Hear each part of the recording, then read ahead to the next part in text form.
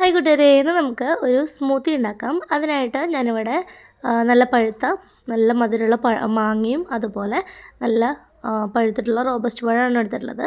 അപ്പോൾ നമ്മൾ ഈ റോബസ്റ്റ് പഴവും മാങ്ങയും തൊലിയെല്ലാം കളഞ്ഞിട്ട് ഫ്രീസറിൽ വെച്ച് നല്ല കട്ടിയാക്കി എടുക്കുകയാണെന്നുണ്ടെങ്കിൽ അതൊന്നുകൂടി നല്ലതാണ് കേട്ടോ ഈ ഒരു സ്മൂത്തിക്ക്.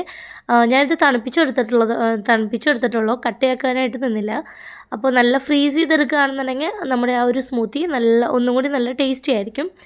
അപ്പോൾ നല്ല തണുപ്പിച്ചെടുത്തിട്ടുള്ള പഴവും മാങ്ങയും ചെറിയ ചെറിയ പീസുകളായി കട്ട് ചെയ്തിട്ട് ഞാനൊരു മിക്സിയുടെ ജാറിലേക്ക് ഇട്ട് കൊടുത്തിട്ടുണ്ട്.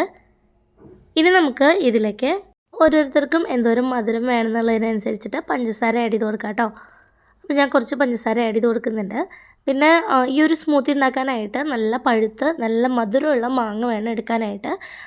കാരണം ആ ഒരു പുളി ടേസ്റ്റ് വരുന്നതിനേക്കാളും ആ മധുരം വരുമ്പോഴാണ് ഈ ഒരു സ്മൂത്തി കഴിക്കാൻ നല്ല ടേസ്റ്റ് കേട്ടോ. പിന്നെ അതിലേക്ക് നമുക്ക് നല്ല തണുപ്പിച്ചെടുത്തിട്ടുള്ള പാല് ചേർത്ത് കൊടുക്കാം. ഞാനിവിടെ പാക്കറ്റ് പാലാണ് എടുത്തിട്ടുണ്ടായിരുന്നത്. അത് തിളപ്പിച്ച് ചൂടാറിയതിന് ശേഷം ഫ്രീസറിൽ വെച്ചിട്ട് ഒന്ന് തണുപ്പിച്ചെടുത്തതാണ് കേട്ടോ. ഇനി നല്ലതുപോലെ ഇതൊന്ന് അടിച്ചെടുക്കാം.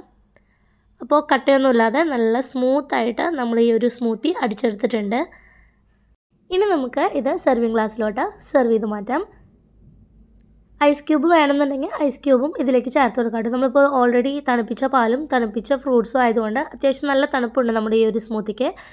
കുറച്ചും കൂടി തണുപ്പ് വേണമെന്നുണ്ടെങ്കിൽ ഐസ് ക്യൂബ് ഇട്ടിട്ട് കഴിക്കാവുന്നതാണ് കേട്ടോ. അപ്പോൾ നല്ല ടേസ്റ്റിയാണ്, നല്ല സ്മൂത്തായിട്ടിരിക്കുന്ന നല്ല അടിപൊളി സ്മൂത്തി.